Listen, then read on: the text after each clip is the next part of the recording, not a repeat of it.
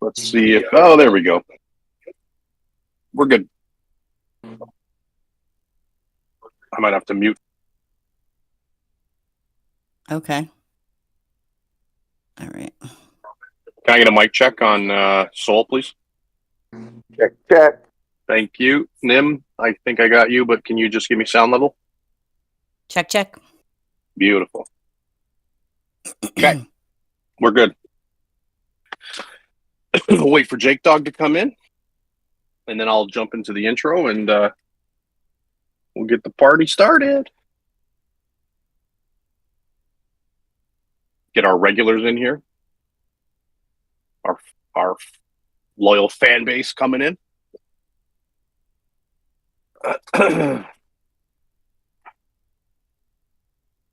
Ba, ba, ba. Doot, doot, doot. No Wii music for us. Pardon my sniffling.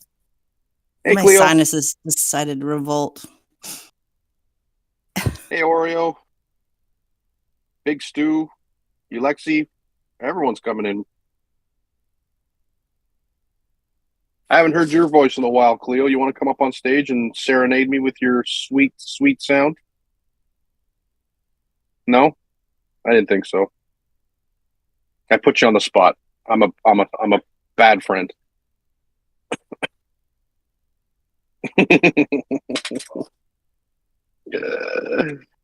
Oh. Is Jake Dog gonna make it? There he is. Jake, how you feeling, bud? You okay? I'm doing better. All right. Give it a minute. We'll start here.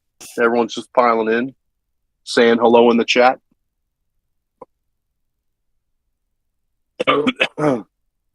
What?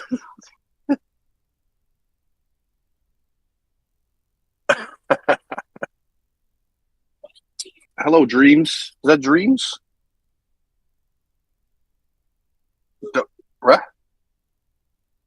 I'm saying that wrong because my dyslexia does not flip that R and that E.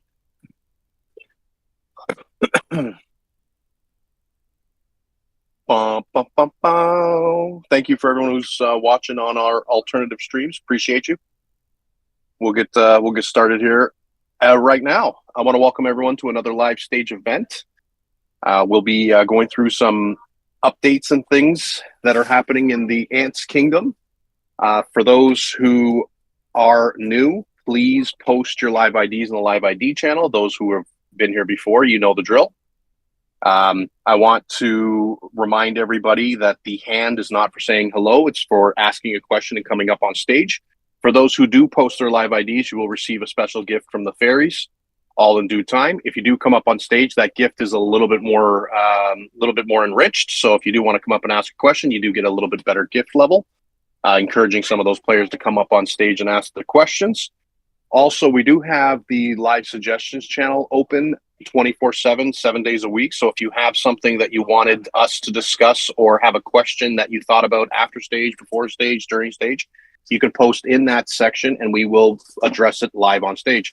We have the live chat open for those who want to chat live with the stage team and other fellow players. So go ahead and get into the live chat section. For those viewing on YouTube, Twitch, and what else are we on? TikTok. I welcome you. You can definitely like and share the stream there, please, if you can. This is a live announcement that we will be breaking. This will be the last event for stage for the year, and we will be returning January 12th, the second Sunday in January. We're going to take a little hiatus break.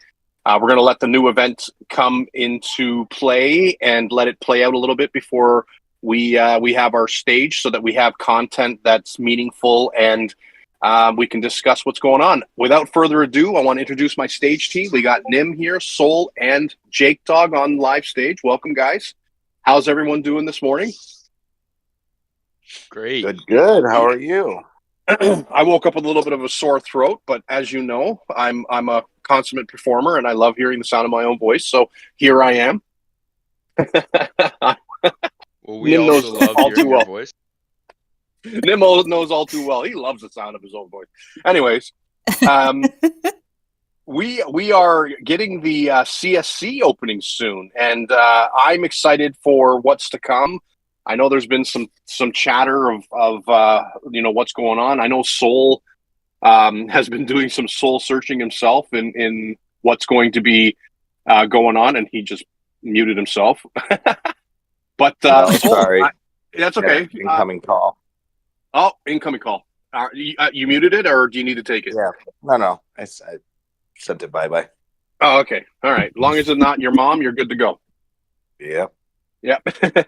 Yeah. So we have the CSC opening, and a lot of things are going to be shuffled up for this new event that's been announced. And Soul, what are your thoughts and ideas on how you go about CSC? Okay. So I can't obviously speak for every team, but I'll kind of go over what it seems like happens throughout this game, and then kind of go from there. So, I'm one of the deciding factors of players that are coming into our alliance. We kind of leave it up to the R4s to accept or deny incoming players. So I wanted to cover that because CSC is opening tomorrow, so that'll affect a lot of players, especially since now the rotation has all lined up. There are no longer different batches like there were. I'm sorry, there are different batches, but there's no longer different rotations where some teams are on event, some teams are on server, et cetera, et cetera. Right now, everyone is on server. Starting tomorrow, CSC will open up when the registration for the new event and all events. I'm going to talk more generally about older servers because all 4 events are open for them. Some of the newer servers are going to have maybe only 3 events, maybe only 2 events if you're a really new server, or maybe even only 1 event. It just depends on how old your server is. But for the older servers, there are going to be 4 choices now. Lost Island, Barren Land, Vast Jungle, and the new Surreal Wetland event are all going to be open to, I think, what server are you in, Jake? 1135. And you have all 4 open, right? No, Or 3? we Not- have Barren and Island, no jungle yet. But it doesn't show in the preview of your thing jungle yet? No. Okay. So I'm pretty sure up until 850, it's going to have all 4 events. And then there might be like a couple hundred servers that have only 3, and then maybe plus 1,000 or so might only have the 2 events open up to them. I'm not sure, but Wetland I know is open up to 850. So that would mean the 850 or lower servers will have 4 events to choose from for their teams. I can tell you with almost 100% certainty that most teams are going to be going to Surreal Wetland if they are leaving the server, because like anything in this game, when something new and shiny comes out, people tend to flock towards it. So we should see quite a huge pool of alliances that are potential to match up for that event. Yep, as Nim just posted here, that's what you should be seeing with a timer. We have about 8 hours before the registration period opens for these events. With that, CSC opens up along with it. So what will happen is you will see a lot of teams opening up CSC in your range. So every server has a different potential range. There has been no announcement that there's going to be expansions of these ranges yet, but they do like to pop these in during the updates. We may just open it up and there might be a larger range of CSC. So I've been telling friends to prepare for that, even though it may not happen. We'll see. So, but I do expect most teams to be going to Surreal Wetland if that's available. and even if you're in an older server, if the event opened up, like Vast Jungle opened up for you, I would expect to see a lot of those teams going to Vast Jungle as well, just because it's the newest thing. People like to experience the new things. Ulexi here is posted, can't wait for the beta gifts. That's one reason that the devs do tend to give us a little bit extra for joining an event that may not be 100% marked down sometimes. So we'll see. But we are all going to be guinea pigs together. Those going to Surreal Wetland. But that kind of brings me up to the whole CSC and to try to give some advice here on what players should do, what teams look for, et cetera, et cetera. So obviously, as the game has progressed, many of the players have been playing 2, 3, almost 4 years now. So everyone has gotten kind of used to the whole rotation and whatnot of going to season, coming back to server, and everything that's involved with all of that. So one thing I can tell you is some teams are obviously more competitive than others. Some teams want a much more laid back. There's different aspects as far as recruiting goes. You have some teams that may not accept stronger players because they think that it will affect their matchmaking. They may get harder teams to go up against. I happen to be in a team that is uber competitive, and so we don't really look at things like that. People are stronger. We would accept anybody stronger. But more importantly for us, one of the things that we look for in players is activity level. So we tend to look at factors on accounts when people are applying to determine whether or not they are active, regardless of strength. And the reason being is you want to have as many players available at the times that you're going to be fighting, because what we've learned in event over event is that even the strongest players can be overcome if you have a super active team. So, that's as players apply to us, that's one of the first questions that comes up. Do you consider yourself, an occasional player, an active player? Are you available during the certain times that we know we're not going to pick as protection, et cetera, et cetera? So one thing I would suggest to anybody that's looking to lead their team is reach out to players in other teams. We've all gone from event to event. So if you're looking to get into one of the more active teams or one of the more competitive teams, obviously meeting players on events, meeting players in AE, for example, these are all tools.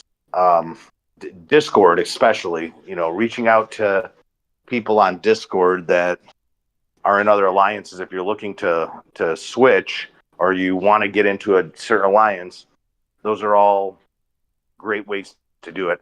Personally, I like it best reaching out to the members of our alliance and, people that they know that might be in other teams that are looking for a change, invite them over, have them run an event with us. The way we operate is basically we look back at the previous events. So if players were active and gaining champion points and whatnot, they kind of secure their spot in our alliance.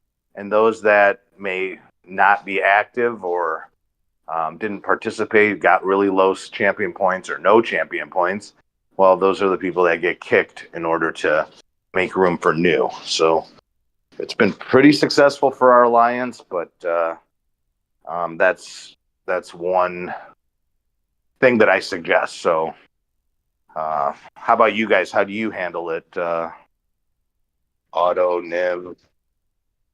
What do you look for when people are trying to get into your alliances? Hello?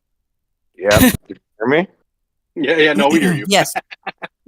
Well, we we've gone through some turmoil over the last, I guess, I would say 6 months. There's been we for almost a year and a half. Vic was always seen as a fighting alliance, and we've we were bringing players in with that mindset. Unfortunately, sometimes you migrate players in who seem to want to dictate how you play your game, even though you've invited them into your alliance.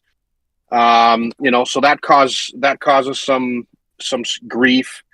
So you got to be careful who you bring in. Make sure they match up with your values. I find this CSC is going to be an interesting one because it's going to be a mad rush to get people situated and find the server or find a new server, and you might not be able to vet them properly or get the right information before you go to an event, and you might find that you have a really bad time. I mean, that happens.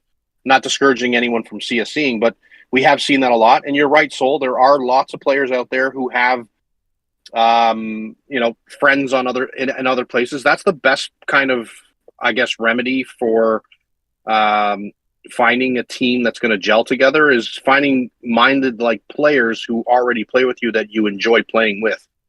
So, that it's a dangerous time because you could let someone in who could destroy the happiness of an alliance, just by simply, attacking a certain player. Like you were mentioning, not letting stronger players in because they think they're going to mess up your matchmaking. Well, if that strong player isn't active, you do have a problem.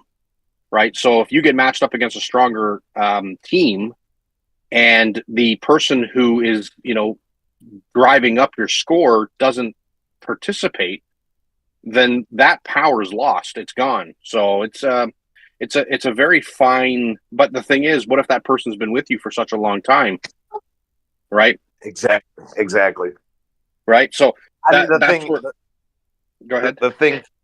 In my case is a little bit different because we have so many strong and active players that's not a factor that our team looks at all, right? Like if you're strong, if you're not as strong, it doesn't really matter. As long as you're active, you enjoy the game, and specifically you enjoy the PvP portion of the game, right? Like, so to us, it doesn't matter. What we would take players. But one of the big factors that we look at is the kill count versus the healed count, because we have a whole formula that we look at to determine how active or to assume how active a new player applying is. You don't have to have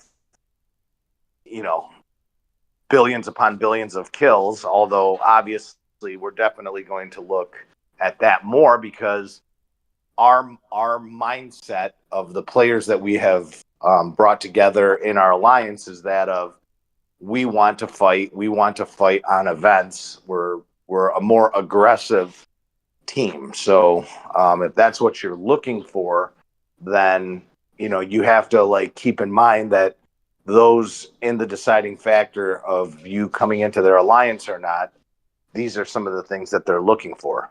Yeah. And like I said, strength itself is not something that we necessarily look at as hard because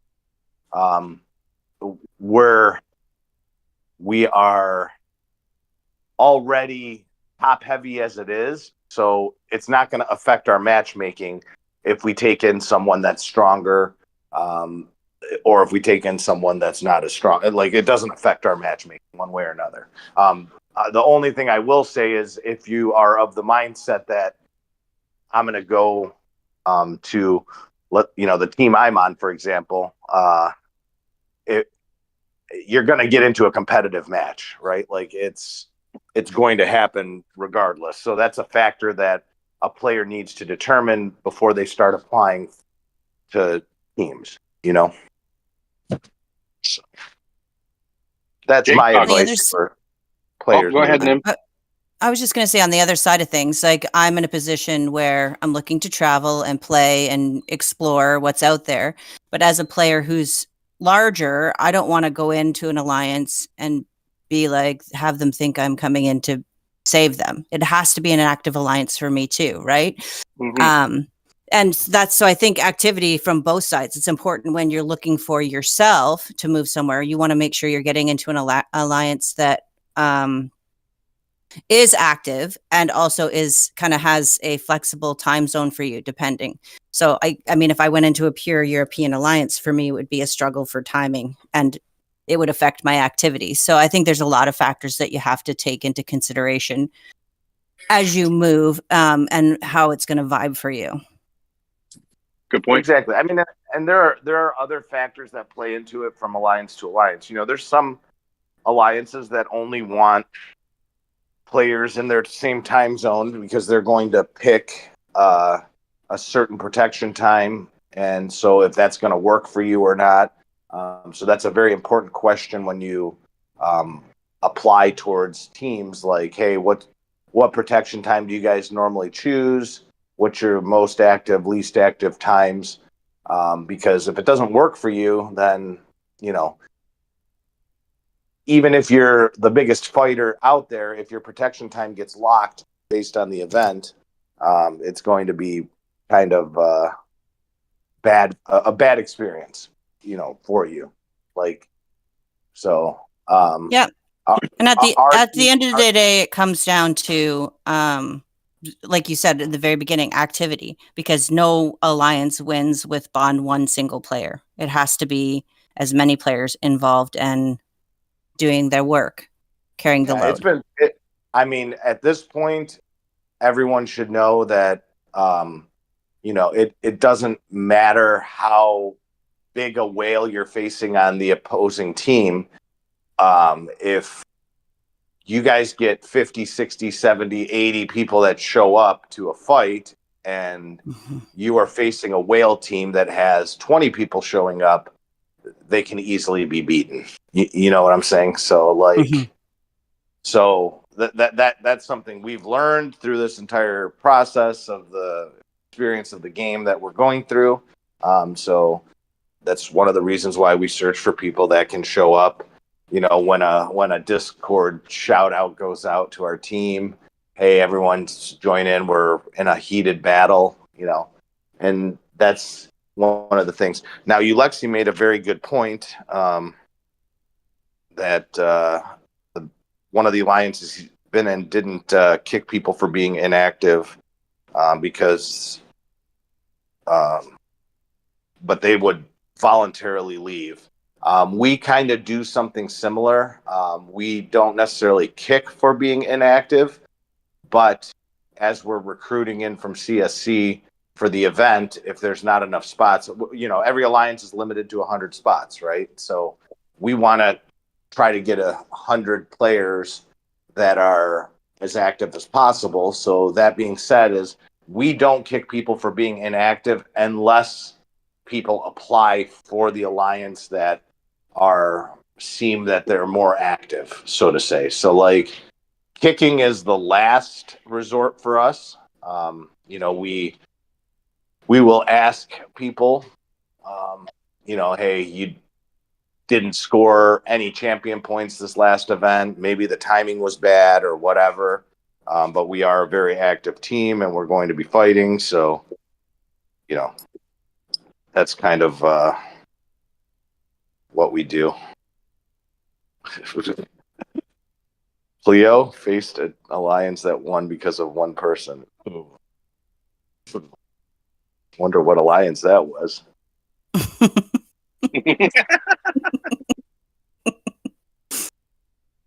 Yeah, I wonder too, Cleo. Who was it? Oh, no. Oh, he did. He said it. No. Well, now now they're on another server and another name, and there's two of them, so it's not just one person. Oh man. Jake Dog. Yep. you said you were looking to leave your server, so you're on the opposite end of the conversation just now because you're going to be looking to migrate away. Tell us what you look for in the next potential team. So I'm mainly looking for a full alliance to join because I'd like to just be a small part in a big machine, you know. Yep. So I'm mainly looking for numbers of active players and how they treat themselves on season events, like if they kind of want people to be fighting rather than running lizards when there's a battle, that type of thing. That doesn't Um, happen. yeah, never happens. And also looking at what time, like you guys said, what time they would be active, because that definitely matters. You don't want to like feel like you have to wake up at 2 a.m. to be involved in a fight. That sucks. Yeah, for sure. So your home would be consistent of activity level, not just activity level, but you want to have the right activity level because people can say they're active. They can be active in the chat. They can be active in non-fighting situations, but you're looking really for a fighting alliance that's going to match your attack ability, is what you're saying. Yeah, You don't want to feel like you're carrying the team or having to make comments to people about their activity level. yeah. I don't want to feel like anybody has to be policed in the alliance, because at that Right. point I feel like they're just not helping the alliance and they should make that decision on their own. Like you, Lexi, was saying originally, and Soul was talking about. That is my ideal alliance where somebody, you know, takes it upon themselves to realize I'm not going to be around in the future, so I'll step down and join like a farm alliance or something, and I can still play the game, but I'm not going to be Right. dragging down the team. Yeah, makes sense. Yeah. I mean, that's the thing. I mean, people ultimately want, you know, from a perspective of a player, you obviously want to be in a team that's active and reap some of the rewards and stuff of being on a team. But if you're not participating towards that, you know, victory or whatnot, you have to look out for the players that are, you know, doing that. And then there are alliances out there that are much less, competitive and such. So that may be a good option for a lot of players. You know, I'm sure there are alliances out there that don't even go to events, right? They stay on server, play the game as it was originally set up, where they just stay on server the whole time and, you know, participate in the weekly tasks and whatnot that are done, build up their accounts. So it all just depends on the player and what they want to put towards the game, in my opinion. So all these factors need to be looked at. For sure, yeah. There was a group, well, an alliance of people that oh, I have to turn up my volume. There was an alliance of people on my server that we tried to recruit from, and it was only like 35 people in the alliance, but they didn't want to go to any seasons. They just were happy with sitting on the server and playing their game. So we couldn't recruit them, but I get what they just don't want the stress, I guess. So that's fine if they want to play that style of game. Yeah. Or sometimes people just need a break, right? They've gone event to event to event, and you know they'll stick it out for a month on the server and relax a little bit while their team goes off to an event, and they come back and whatnot. So you know, it really, there's a lot of factors. All I'm saying is that if you're applying towards teams, what to look for in the team is first and foremost is this a team that fits my style of play, right? Like applying to an uber competitive team, you should know the expectation is that you're going to be like-minded and participate. If you're looking for a more relaxed event, then apply towards teams that are much more relaxed, I think.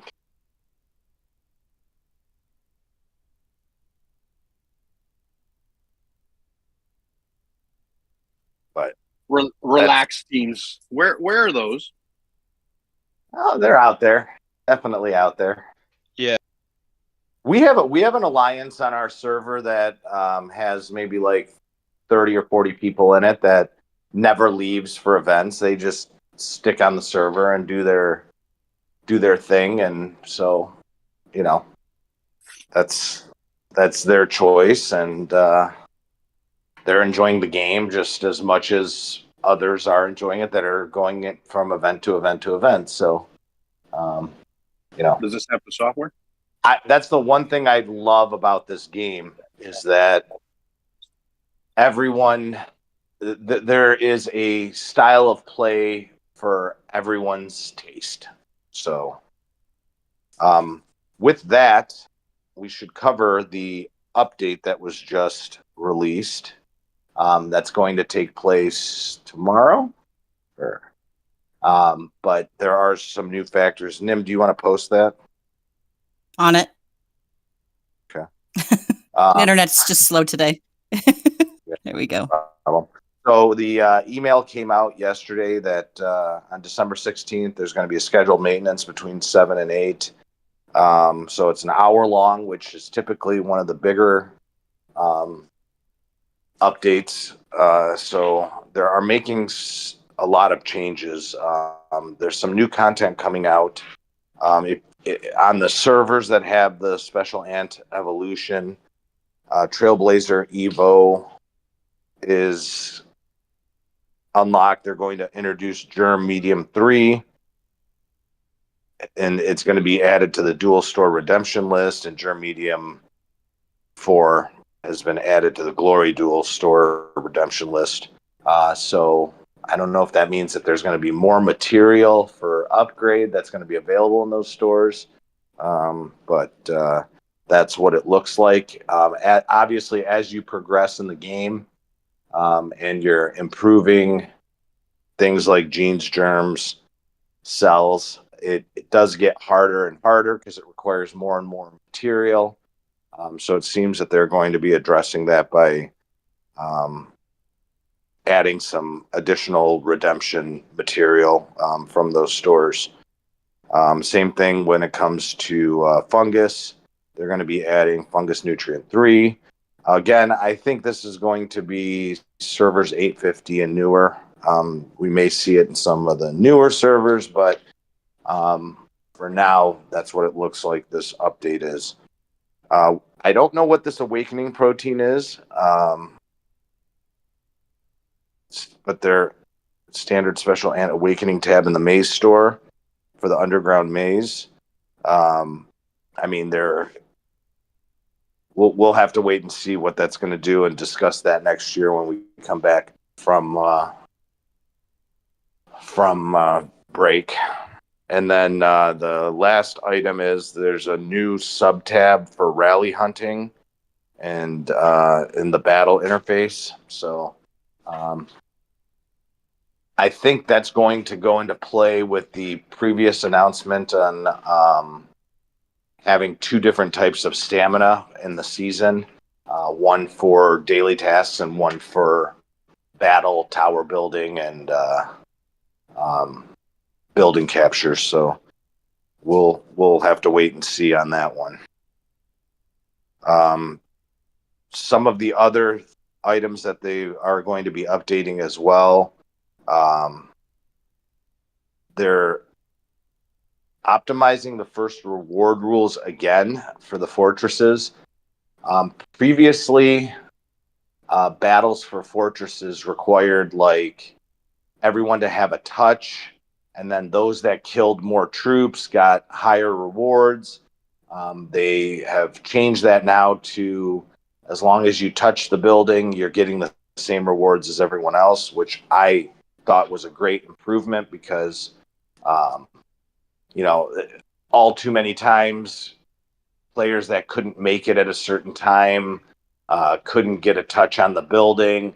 A lot of teams would start buildings with T2s, and another player would come in and hit them with SXIs, upset people. So that kind of took away all of that. As long as you touch the building now, you're getting equal rewards. But they are changing it yet again, allowing all rules who have damaged the fortress station troops to receive the reward. So I like that personally. I think it takes away a lot of the how should I say it, stress of, oh, I have to kill some of the troops to get better rewards and whatnot. So it's a little bit more organized now with capture buildings, and in my opinion, less rules that can be broken make players happier. You know what I'm saying? If an alliance has certain rules in place and someone goes against it, it causes a lot of drama. So I like that they did this. It kind of naturally took away that need to police players in saying, hey, only hit with T1s or T2s. So I like that a lot. And you can capture faster too. But I think that's still going to be an issue, because if you have, like, for instance, if I'm talking like a level 4 lair, I can clear out a level 4 lair with one. I can solo and clear out all the troops. So that's still going to be a little bit of a problem. I guess the durability is the factor here, how fast the durability can be taken down, but you're still going to have, you're still going to have some sort of organization when taking those structures, because if you think about it, I can take a level 4 lair all on my own, right? Yeah. So you still got to be careful with how fast you're going to take that structure, because if you got 5 rally leads, rallying a structure, by the 3rd rally, it could be gone and the other 2 don't get a touch. So there'll still be some adjustment period on the troops themselves. They might get a touch on the durability or whatnot, but they don't get it on the troops themselves. Mm-hmm. You're right. Yeah. So as long as it's just touching it, durability and troops, like if that's the adjustment they're making, then I agree. This is an amazing change for everybody. But yep, I like it. We've had rules in place for a long time about stuff like this. Like we do 5-minute touch rallies. So we set the timer for 5 minutes. We don't launch when full. We monitor who's joining and kick those who have SXI troops in there. We do T1, T2. So we kind of police it a little bit. Some people think it's annoying, but we're doing it for the benefit of the free-to-play players who participate a lot, but they may not be able to kill a lot, right? So this will be a welcome change and a bonus for them, which I enjoy. I'm excited about this next one. Optimization. It says after the server reaches a specific progress, the point reward rules for Duel of Queens, Duel of Queen's Glory, and Duel of Special Ants will be adjusted accordingly. I'm taking this to mean that there are going to be more points earned, or more crystals, let's say, or whatever, because it is very hard to quote unquote buy out the store, right? Mm-hmm. There a lot of sacrifices have to be made because in order to gain those materials, even if you're in the higher positions, gaining the most crystals, it's still very difficult to gain enough material in those to buy the items that you may want to get towards the account. So I'm hoping that adjustment allows for you to get more of the rewards. And then they're going to optimize some artifacts and text on some of the interfaces. I don't know. Again, every time I see these bug fixes, very rarely have I seen them come into effect. So I don't know if this is something I've never noticed that first one, right, where it causes the number of gathering troops in the crystal mine to be abnormal under specific conditions.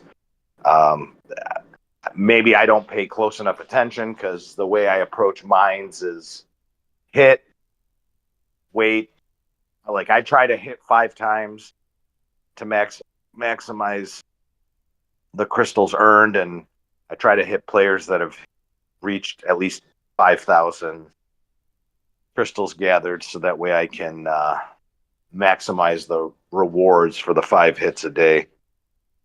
So I don't know. I've never noticed that. I'm pretty active when it comes to the mine because I like crystals. You know, it makes me upset that someone has been exploiting this to the point where we weren't able to exploit it. You know what I mean? Like things where you hear of like an exploit that's being repaired, and you're like, "What? Why didn't I know about this?" You would I think it find would be. Sorry. Yeah, you're right. Like, so, someone had to have exploited it in order for them to make the change. Right. Like loose lips sink ships. Come on, tell everyone. No, I'm joking. Exploits like that. So someone had to have figured it out and reported it. That's the good thing. So the community is actively, unless the devs figured it out. But why is this account abnormally getting more crystals than the rest? And they analyze and find out why. Yeah, which is good. I agree. Just want to remind people that if you haven't posted your live ID, please post your live ID in the chat. If you're watching on YouTube, Twitch, or TikTok, you can post your live ID, and I will be gathering those IDs at the end of the show. So sorry about that, Sol. Go ahead. So, you guys excited about this new event? I mean, are you going to the new event first and foremost? Like I said, I think I'm assuming most teams are going, but you guys have made a decision? We're going. Oh, yeah. Yeah. So I think, like I said, I think safely I can assume that most players that are participating in our stages and whatnot are going to go if it's open to them. I'm looking forward to it. I always like to see the new events and how they play out, and experiencing them firsthand. So I think this event is going to be right up my alley too. I've been severely disappointed by Vast Jungle. So Barren Land has up until this point been my favorite event so far. Yep. Personally, but this seems to be like, how can I put it, a Baron on speed is what it looks like from the rules that I've read.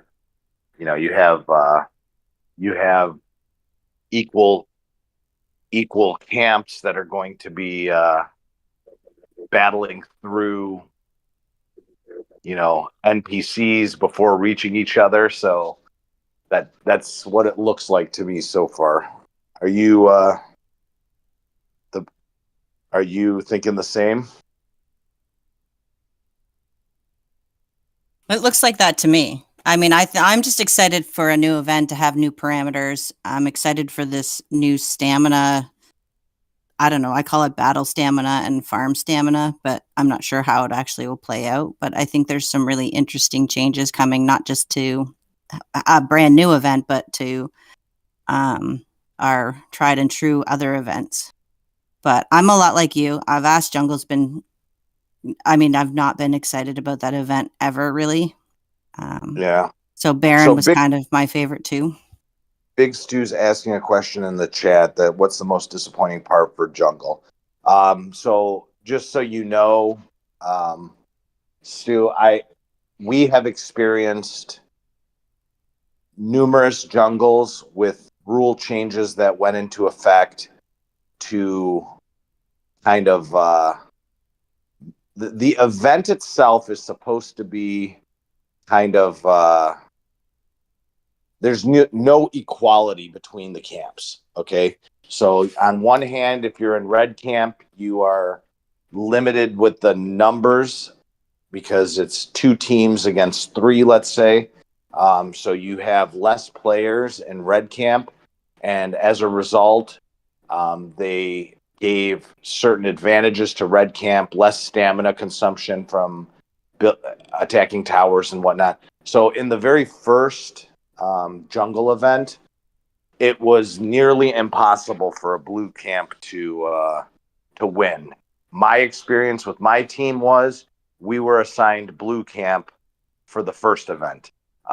We literally couldn't do anything, right? Like, I mean, like, no matter how hard we fought, it was impossible to get through red camp because of the numerous advantages that were given to that team. So that was basically a month of sitting there and not doing much, because we found very early that the advantages in power and the fact that they could build towers so much faster were just factors that were impossible to overcome.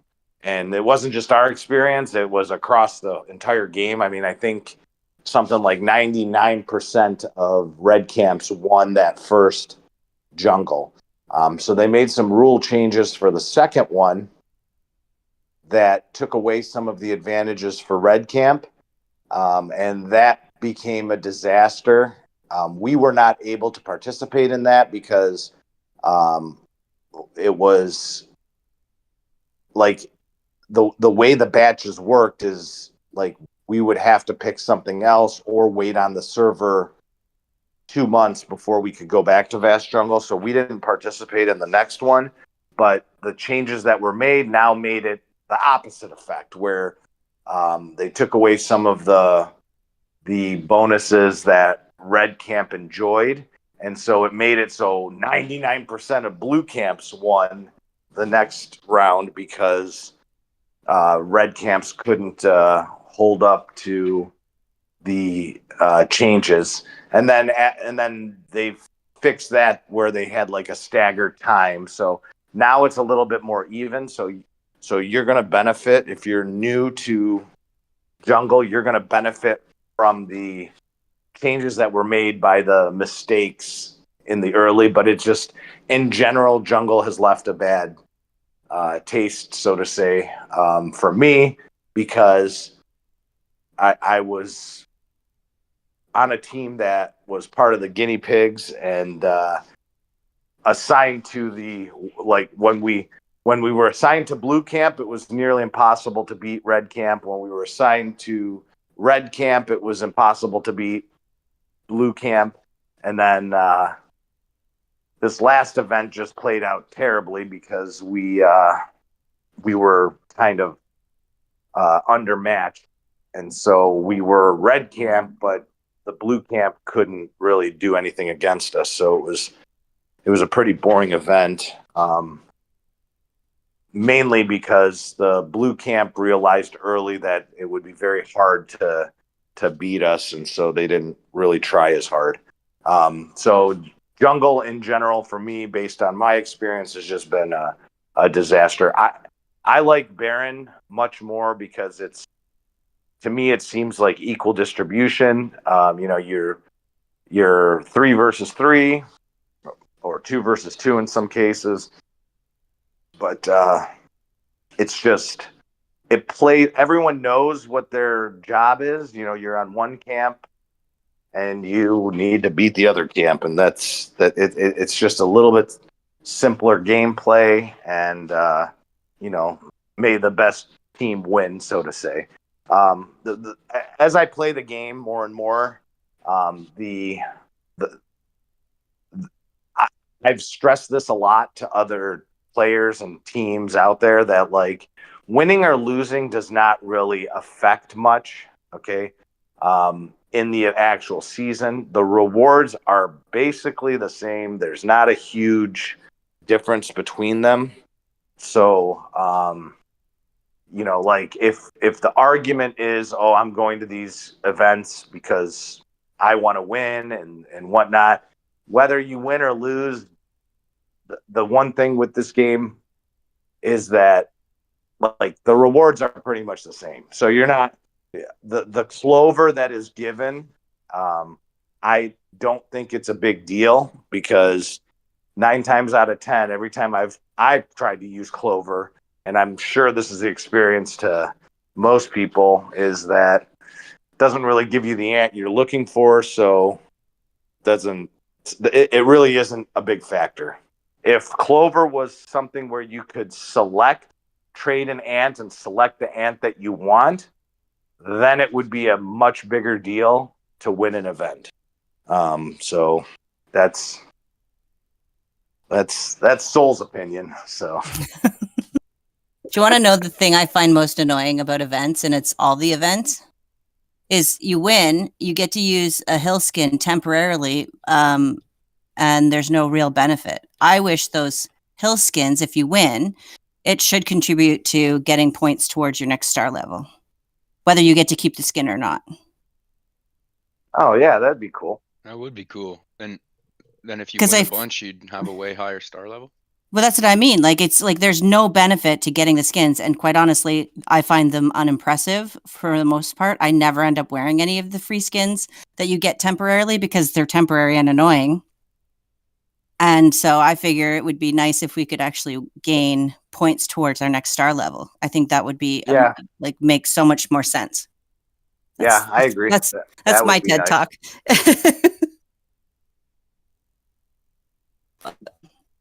I You like know, that I'm idea. getting close to another star level, and I want it.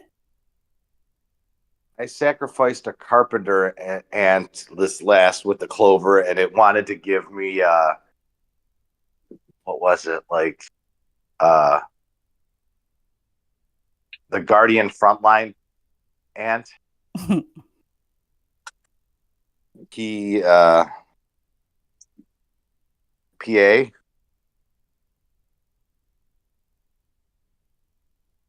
You didn't want that? You sure? Yeah, I'm positive. I have enough copies to make it 8-star if I wanted to. So, really, the only ant out there now I'm hunting for is CR. I need one more copy to be able to 8-star it, but that Clover has never netted me anything worthwhile. Never. Nope. I agree. Same. So that's why I'm not very impressed by the Clover. So winning or losing I'm going to tell you this. Winning has only one major benefit. Okay. Dominator. And what's that? The Dominator egg. No, the Dominator eggs are, to be honest with you, sometimes it's better to not even have the Dominator eggs. Like when you look at things, so like in the Dominator eggs, you have 3 extra ants that you get versus the other one. But if you're hunting for the other ants, you're actually better off getting the Explorer hatches because there's more likelihood you're going to get the ant you want. You know what I'm saying? So the argument can be said that Dominator eggs are not even that much better than Explorer eggs. If depending on the ant that you're hunting for. I just like the guaranteed in the first 5 hatches. Mm-hmm. Well, you get a guaranteed in the first 5 hatches of the Explorer ants as well. The Yeah. only difference is there's like 3 less ants that are in that hatch pool. So with having those 3 less ants available in that hatch pool, there is actually so you probably no, I'm just saying there is a legitimate argument for Explorer hatch pool being better than the Dominator hatch pool. So I'm still trying to figure out how you think that's possible. I think the advantage, like, of being on a quote unquote winning team is morale of your team, right? Like if you're going from event to event and you're not winning any of the events, that does demoralize players. You know, like no matter how hard they try, they are continuously friends. So being on a team that wins more often, you tend to draw in more active players to join, and you maintain players that are active in your team. So that is the only true advantage I see in winning versus losing an event. Oh. Yeah, as Cleo said, if you don't win, you get locked out of three potential ants, and you miss out on the clover. But again, actually, I want to ask the audience. So, missing out on clover, how many people have gotten an ant they sought by using clover? My farm for sure, but not on my actual account. Never, ever, ever. Can I tell you what I would wish for in a clover? I'll tell you the only time I would wish for this. Give me a second. Let me get in here. Let me get in here and tell you. Let me get in here and tell you which ant. I would die for a jet black right about now. Absolutely die for a jet black. Oh, do you need it for your? Yeah, I need it for meteorite building. If I sacrificed the clover and it gave me a jet black, I'd be happy. Trapezoidal. Oh, look at this. Yeah, trapezoidal, ghostly. Ghostly needs one. You need it for the meteorite, but you can't get it unless you're on season. I remember a time that Otto was dying for a wise berserker. So I got 4 of those now. I don't care. Oh man. Yeah, but then they came out with the SSA, so I was like, "Oh my god!" So they came out with the SSA, which made everyone drooling over that ant. And I'm like over here, and I'm like, I just give me one wise, and then I got it, and I'm like, that was underwhelming because the SSA was out already. Yeah. Still no SSA over here. No, I have one. Man. My Dominator gave me an SSA. No. First one. Although I am sitting on my clover because I'm just like, I can't be bothered, but I don't maybe like I should. Clover. If you could sacrifice a season ant and select which ant you get, the clover would be amazing. Oh yeah. Oh, yeah. Hell, even take 2 of them. Take 2. I don't even understand why they don't do that. Like, right.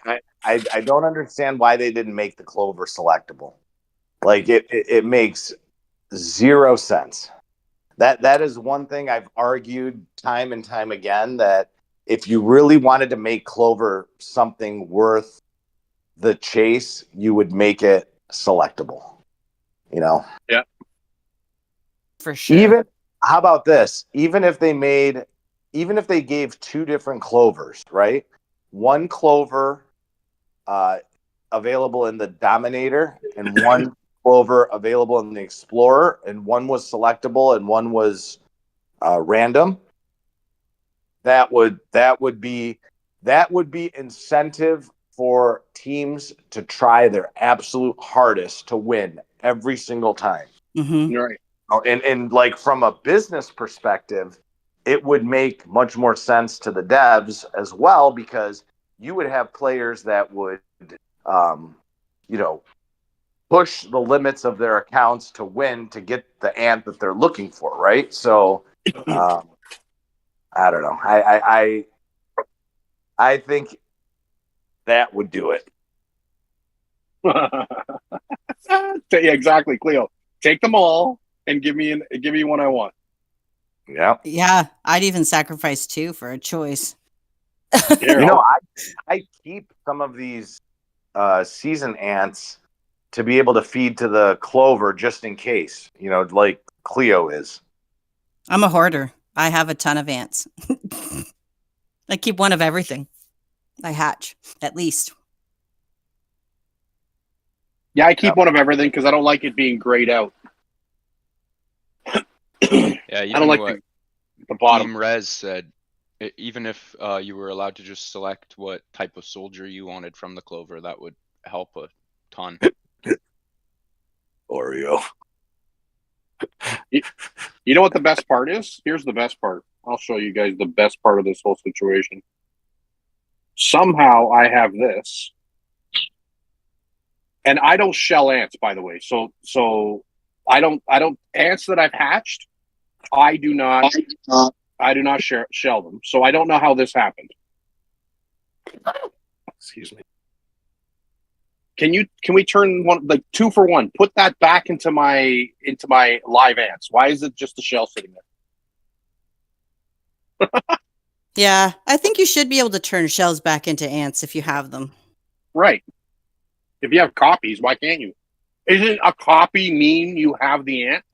Like it just should become fragments. It's considered fragments, so you should just be able to like rehydrate the fragments. Yeah, it's there to mock me, Ghostly. I agree. Wow, that's why I don't shell ants, right? Yeah, Only I don't. dupe. I don't do it either, but somehow I don't have it. Well, you had to at least once. No, Cleo, I didn't No, I wasn't proving proving something to somebody, so I didn't do it. Okay, maybe I did. I don't know. I have no idea. You had to have if you have dupe, but not the actual ant, then you shelled your ant. Mhm. But I never do that. That's the only way possible. No, but Cleo, I knew what I did to the Godzilla. I knew exactly what I did to the Godzilla. You had to have decomposed an ant. If you have the dupes of it, but not the ant itself, you had to have decomposed. Of course. That's the only way possible. It's because Otto hates guards. True. Whoa. Okay, That you has just to be edited that. Yeah, it's edited. You can tell. It's a very good job. Yeah, New World General. That's all I shell to. I hate that ant. I have one though. I took away its stars and its levels. I don't see any reason to shell an ant. Well, I guess you need. If you're trying to get materials back, maybe. Yeah, I can. Yeah, that's a reason. But now with when the I new first level started, transfer, before the meteorites, I was shelling stuff all the time. In the maze. yeah. Actually, that's a good point. The meteorite building did make it so people are less likely to shell ants, Mhm. right? Yep. And that's a benefit to the newer servers too, to know to hoard everything, unlike the rest of us who had to learn that the hard way. Oh yeah. Oh well. Oh, clicked it in Clover. Yeah, that's true. Maybe you fed it. Maybe you fed it in Clover. I could have. That could be a possibility. And guess what it gave me? Another guard ant, because that's all my shit gives me. All my stuff gives me is Guardian. So I probably swapped the Guardian for a Guardian and wiped it from my memory because it was such a bad memory. Probably gave me a PA. Yeah, PA. That's what I got last time. Yep. I need CR so bad. CR helps me in so many ways. Well, good news. It doesn't look like the meteorite building has any more expansion available to it, so I guess we're going to move on to a new building soon. That's what I suspect. Right, because it's already at its 4 level. And riddle me this. Why is it that the meteorite building has hit 4 levels, but we're only on the 2nd level of the... or are we on the 3rd level of the treasure store? Third level of the treasure. Yeah, we're on the 3rd level of the treasure store, but the 4th level of the meteorite building. Riddle me this, Batman. Well, it's a lot harder to get the treasure store maxed out. Yeah, a lot It's a harder. slower burn. Yeah, that grind is evil. Yeah, I agree. It's kind of like we missed Rainforest this week. We didn't sign up, so we didn't get any of our. Yeah, we didn't get our 4. Your 4 bios. Yeah, the 4 bios. The sign up that's date another changed. Grind. Yeah, exactly. The alarm was set for the wrong day. We set the alarm for the wrong day. So whatever. What are you gonna do? It happens. Now we're just getting silly. Now we're sending creepy spider photos. Eek. No. Yeah, no, I don't do spiders, Steppenwolf. Thank you for creeping me out, giving me the heebie-jeebies. Well, all good things must come to an end. So does this show. I want to thank everyone who has attended and shared their thoughts and their screenshots. We will be taking a hiatus, as I mentioned. Next show will be January 12th, which will be a Sunday, January 12th. We're taking a month off for the holiday season. For those who are celebrating, I want to wish you a Merry Christmas and a Happy New Year, and Happy Holidays to those who don't celebrate Christmas. And I want to thank the stage team for a great year. You guys did a great job, and I really, really look forward to next year and coming back and discussing this new event. Hopefully it'll be it'll go off as well as Barrenlands did, because there wasn't much strife when Barrenlands launched, but let's not repeat Vast Jungle. So we'll be back to discuss that on the 12th of January. So thank you guys, and you want to say your goodbyes for the end of the year? Thank you, everyone, for supporting Stage Team and this game that we all love. We look forward to seeing you all in 2025 and going over all of our experiences. It's going to be a fun time. Yeah, I just want to say thank you. Everyone. Thank you for logging in and listening to me babble weekly. Speaking of stage stuff, maybe put some stage topics while we're off, because that's a great time for us to collect info for things to come back in the new year to talk about. And I wish you all a safe holiday season, whether you celebrate or not. Yeah, thank you. Jake Dog? Yeah, I hope everybody has a great holiday. Have fun, spend your time with family, and eat lots of good food. And we will see you all in the new year.